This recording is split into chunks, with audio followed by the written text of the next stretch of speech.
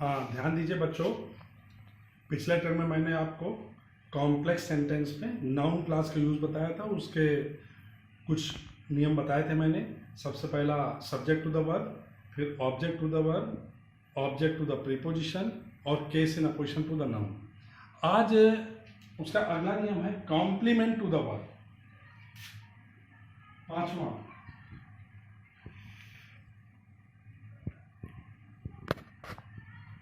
Complement to the verb. अब इसका example, जैसे सेंटेंस है he has failed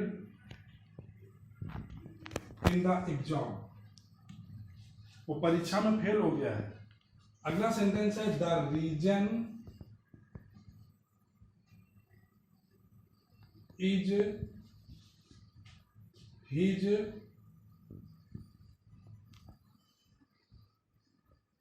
carelessness.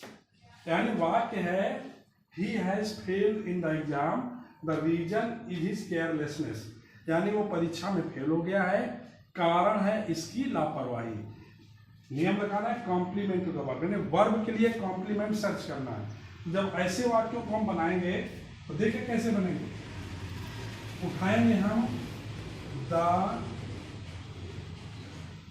Reason of, इसको पॉजिटिव कर देंगे हिज फेल्योर,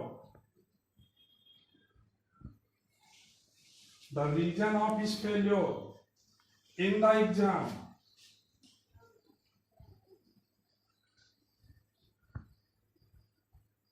इज दैट, देखिए the reason of his failure in the exam is that he is careless. तो that he is careless ये कॉम्प्लीमेंट है verb is के लिए। इस तरह से नियम बन गया। तो वाक्य बन गया the reason of his failure in the exam is that he is careless. That he is careless is the complement of verb is. इसका एक एग्जाम्पल हम दे रहे हैं, देखिएगा। जैसे दूसरा एग्जाम्पल है कि he has got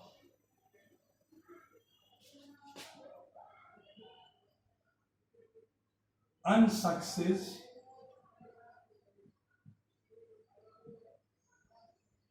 in his mission. यानी वो अपने लक्ष्य में असफल हो गया है। यहां भी the reason is his laziness, कारण है उसका आलस्य। यानी सेंटेंस है कि he has got unsuccess in his mission, the reason is his laziness. Same sentence है। और जब इसको हम बनाएंगे तो फिर उसी प्रकार से उठाएंगे। कैसे? द रीजन ऑफ हिज, और अनसक्सेस स्वयं नाउन है, his unsuccess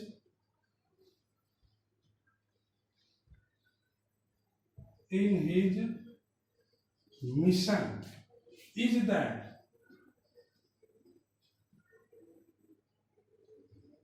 he is lazy। तो दैट ही इज लेजी ये कॉम्प्लीमेंट बना वर्ब इज का। इस तरह से कॉम्प्लीमेंट टू द वर्ब के वाक्य बनेंगे। अब देखिए इससे रिलेटेड और एग्जांपल हम दे रहे हैं, वो इन्हीं ने किसी नियम से होंगे। जैसे सेंटेंस दे दिया जाए please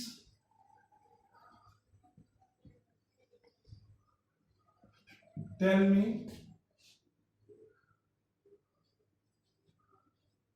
where do you live, ये सेंटेंस है। अब इसको जैसे हमें बनाना है, कैसे बनाएंगे? कृपया मुझे बताओ तुम कहाँ रहते हो। तो वेयर को एज ए कंजंक्शन यूज कर देंगे तो बन जाएगा प्लीज टेल मी, और इस वेयर को हम कंजंक्शन ले लेंगे, और जब वेयर यहाँ पर कंजंक्शन हो जाएगा तो ये वाक्य असर्टिव हो जाएगा, तभी कंजंक्शन में काम करेगा। वेयर यू लिव, ये बन गया। तो please tell me where you live, where यहाँ पर कंजंक्शन हो गया। अब ये किस नियम से बना, तो where you live is the object of verb tell, यानी ऑब्जेक्ट टू द वर्ब। अगला एग्जांपल, ऐसे सेंटेंस दे दिया जाए, someone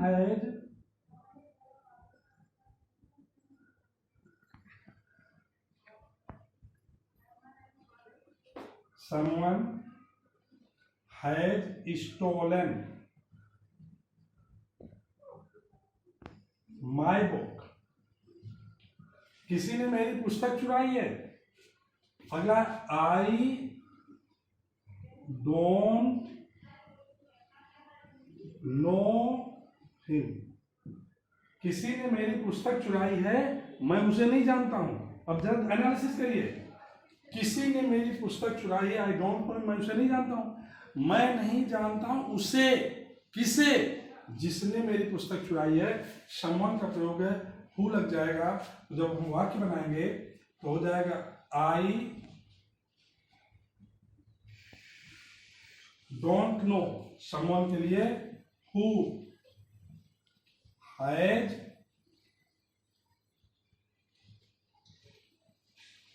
stolen my book, I don't know who has stolen my book, मुझे नहीं मालूम किसने चुराई है मेरी पुस्तक।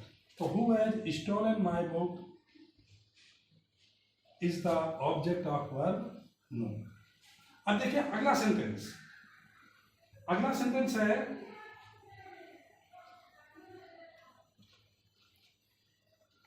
he has been arrested, इसका मतलब है वो गिरफ्तार कर लिया गया है, full stop. Nobody knows the reason,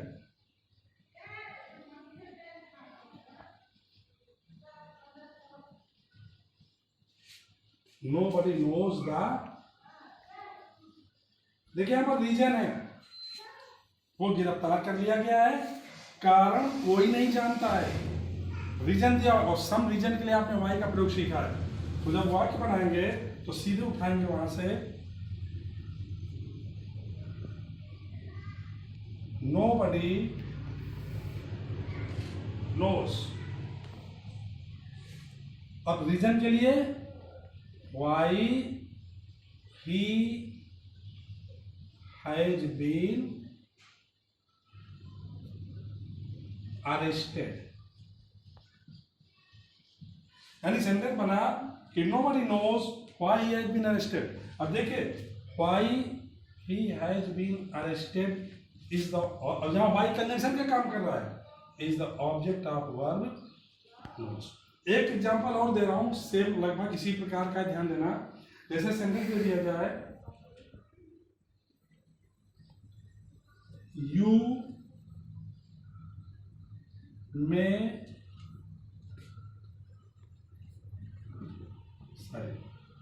जैसे ही will come to me,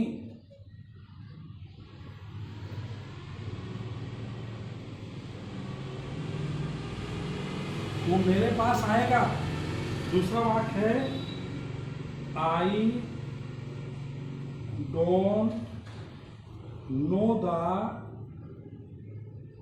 time, देखिए वो मेरे पास आएगा, मुझे समय नहीं मालूम कि वो कब आएगा। सम टाइम के लिए व्हेन का प्रयोग बताया। तो जब वाक्य उठेगा तो बनेगा, आई डोंट नो, और समय के लिए when, he will come to me, he will come to me, यानी when he will come to me, ये ऑब्जेक्ट है वर्ब नो का, यानी ऑब्जेक्ट टू द वर्ब से बने। तो देखिए ये तीसरे एग्जाम्पल से, यहां से ये अलग ढंग के एग्जाम्पल है, ये कॉम्प्लीमेंट टू द, दो एग्जाम्पल है। और ये कुछ और अन्य एग्जाम्पल हैं। इसके कल हम और कुछ एग्जाम्पल जैसे एपी या वेदर का प्रयोग बताना है, उसके एग्जाम्पल कल आगे बताएंगे। ओके।